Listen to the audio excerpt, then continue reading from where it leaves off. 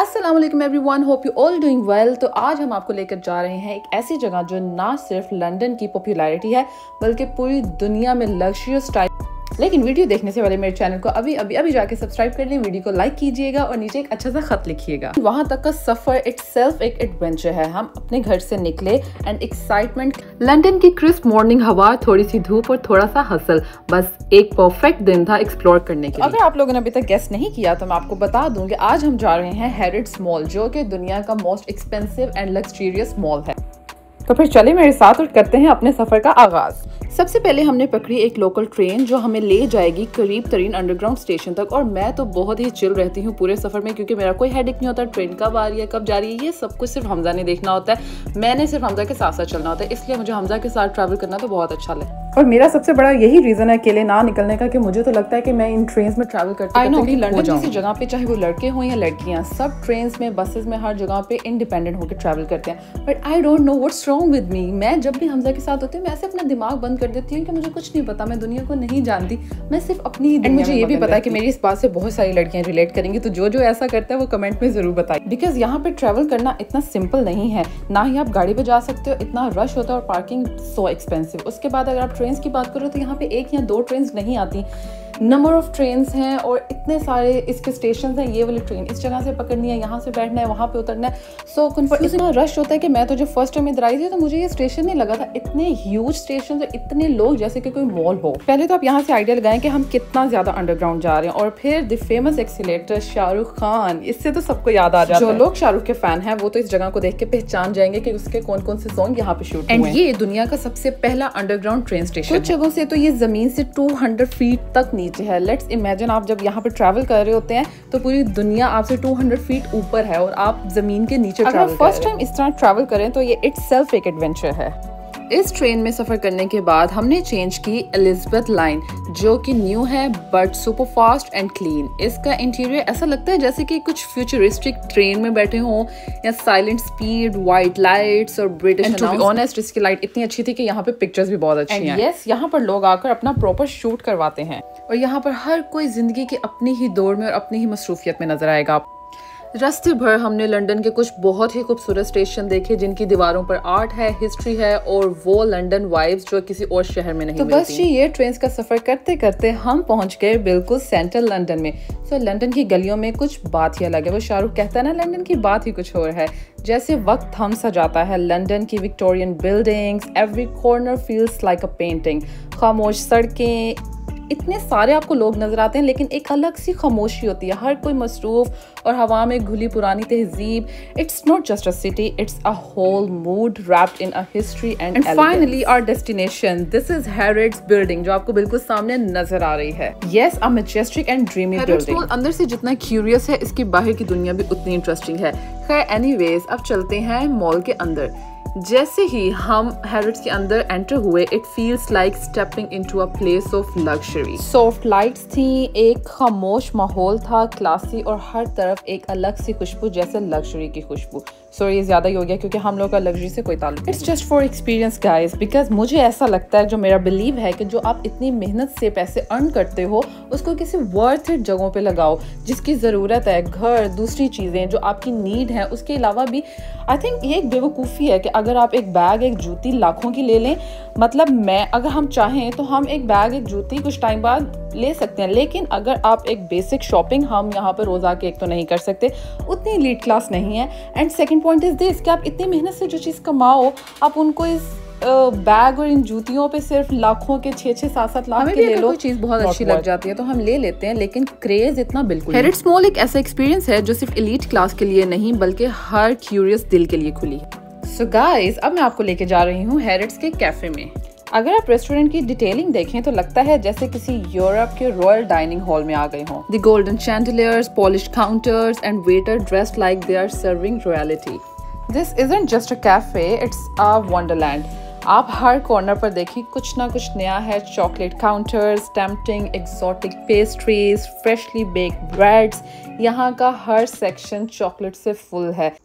मुझे लगता है जो लोग मीठा बहुत पसंद करते हैं, डिजर्ट लवर हैं, ये जगह तो उनके लिए एक हेवन से कम नहीं। और यहाँ पर हर तरह की चॉकलेट के साथ साथ उसकी पैकेजिंग भी आपको इतनी फाइन और इतनी एलिगेंट मिलेगी ना कि आपका दिल करेगा कि बाय कर लें, बस किसी को गिफ्ट ना करें, बस अपने पास रख लें। यहाँ की चॉकलेट्स कुछ ऐसी हैं जो कि हजारों पाउंड्स की हैं। थैंक गॉड कि ये चॉकलेट्स मुझे बिल्कुल अट्रैक्ट नहीं कर रही, क्योंकि ऑनेस्टली मुझे चॉकलेट्स इतनी पसंद ही नहीं।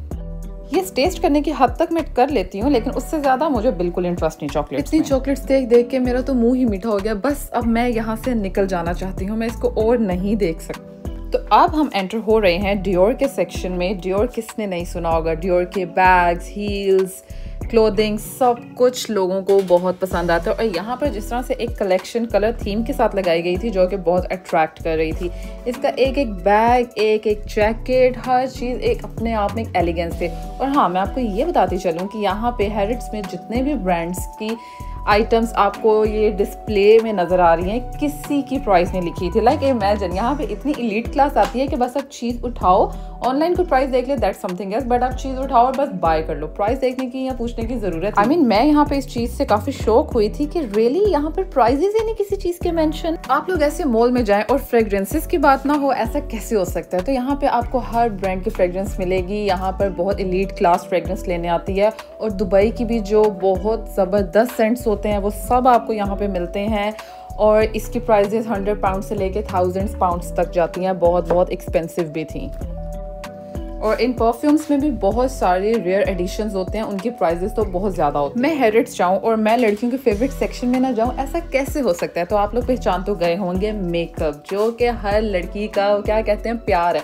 चाहे आप इतना ज़्यादा ना भी बाय करते हो, फिर भी आपका बड़ा दिल करता है कि यार अच्छी से अच्छी चीज़ ही आप लो, चाहे आप कम क्यों नहीं करते। यहाँ पर हर ब्रांड की लिपस्टिक, शिमरिंग शेड्स और फ्लॉलेस फाउंडेशन का खजाना है, जो हर रंग और स्टाइल को पूरा करता है। चाहे आप ड्रामेटिक लुक चाहती हो या नेचुरल ग्लो, हैरिट्स की जो एक्सपर्ट्स हैं ना, वो यहाँ पे आपको सब कुछ गाइड कर देते हैं। आप इवन के पूरे स्किन कंसर्न्स भी उनसे डिस्कस कर सकते हैं, उसके अकॉर्डिंग वो आपको सब कुछ बताती हैं आपको क्या। मैं डेली रूटीन में इतना मेकअप तो नहीं करती, लेकिन हाँ, जब कहीं जाना हो तो तब तो डेफिनेटली करते हैं। तो मैंने एक बात तो सोच लिया है कि अब मैंने मेकअप बाय करना है तो हैरिट्स से ही बाय करना है, बिकॉज एटलीस्ट मेकअप एक ऐसी चीज़ है, बेस वगैरह ये चीज़ें ऐसी है कि यार वर्थ इट है, बिकॉज ये आपकी स्किन से रिलेट करती हैं।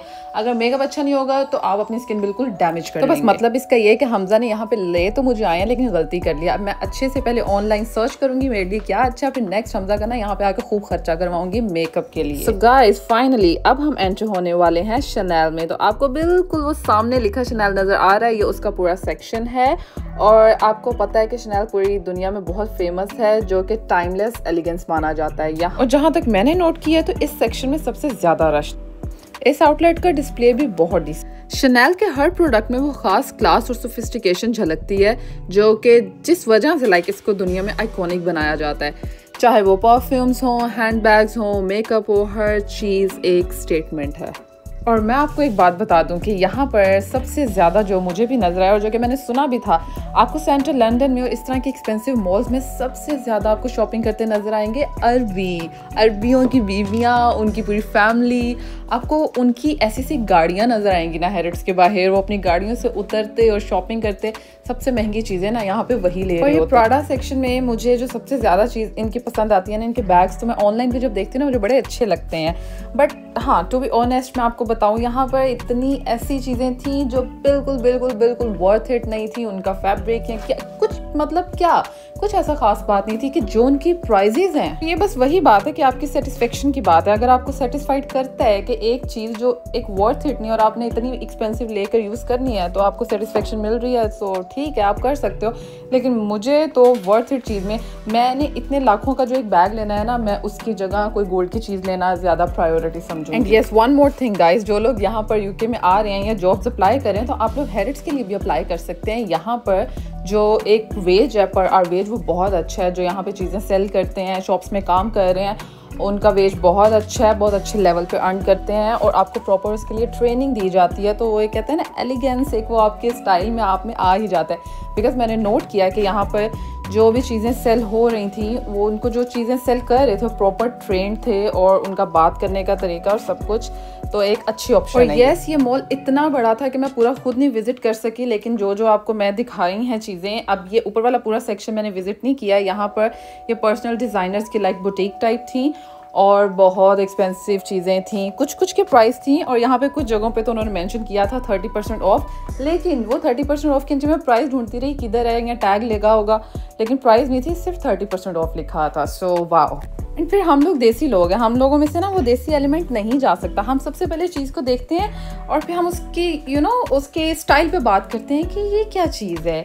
हालांकि मैं डिज़ाइनर हूँ, बट स्टिल मैं चीज़ को मतलब डिपेंड करता है ना, क्या उसकी क्या प्राइस है, उतनी वर्थ इट, उसका मटेरियल चीज़ें हैं या नहीं, या आप उसको कितना यूज़ कर सकते हो। यहाँ पर ऐसी कुछ चीज़ें थी जो मुझे देख के था लाइक मतलब व्हाट, ये मैं अगर लूँ तो मैं ये कहाँ पहनूँगी, ये अच्छा नहीं लगेगा। लाइक अब यहाँ पर जो ये वाइट वाले शूज़ थे, मतलब ये क्या थे, ये क्या डिज़ाइन है। वो जो पुराने ज़माने के बादशाहों की जो म्यूज़ियम में नहीं वो जूतियाँ लगी होती हैं वुड की जो होती हैं, बिल्कुल वैसी थी ये।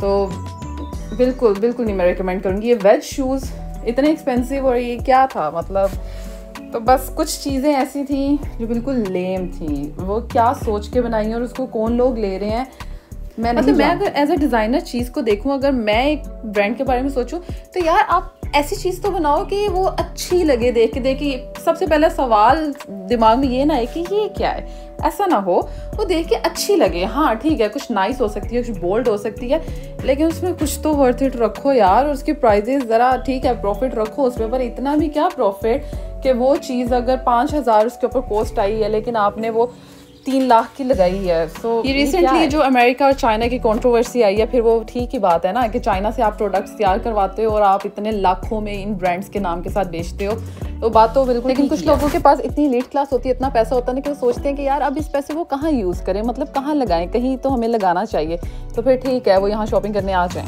और इस मॉल से बाहर निकलते साथ ही आपको अरबियों की ऐसी ऐसी गाड़ियाँ नजर आएंगी, इतनी लग्जरी गाड़ियाँ। मैं सबकी वीडियो तो नहीं बना सकती, लेकिन निकलते साथ ही जो आपको नज़र आ रही हैं वो आप चेक करें, एक से एक बढ़कर गाड़ी, और उनमें भी ड्राइवर्स, प्राइवेट ड्राइवर्स उनके। और फिर मॉल से निकलते साथ ही आपको प्राडा कैफ़े मिल जाएगा। वहाँ पे हमने मेन्यू चेक किया, लेकिन हमने कहा नहीं यार, बस इस दुनिया से थोड़ा सा साइड पे हटो। इतनी लग्जरी लाइफ लोगों की मतलब देख के ये एक अलग ही दुनिया है, ये किधर जा रहे हैं, मतलब हम इस दुनिया के लोग नहीं हैं।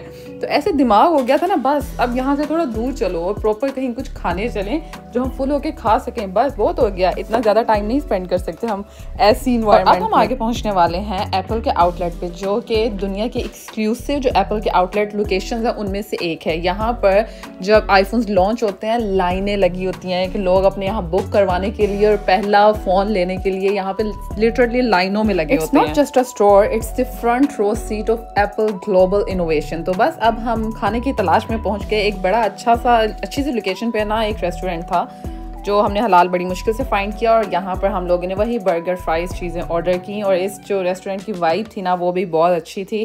तो बस इसी के साथ करते हैं वीडियो को एंड, मिलेंगे नेक्स्ट वीडियो में। अल्लाह हाफिज़।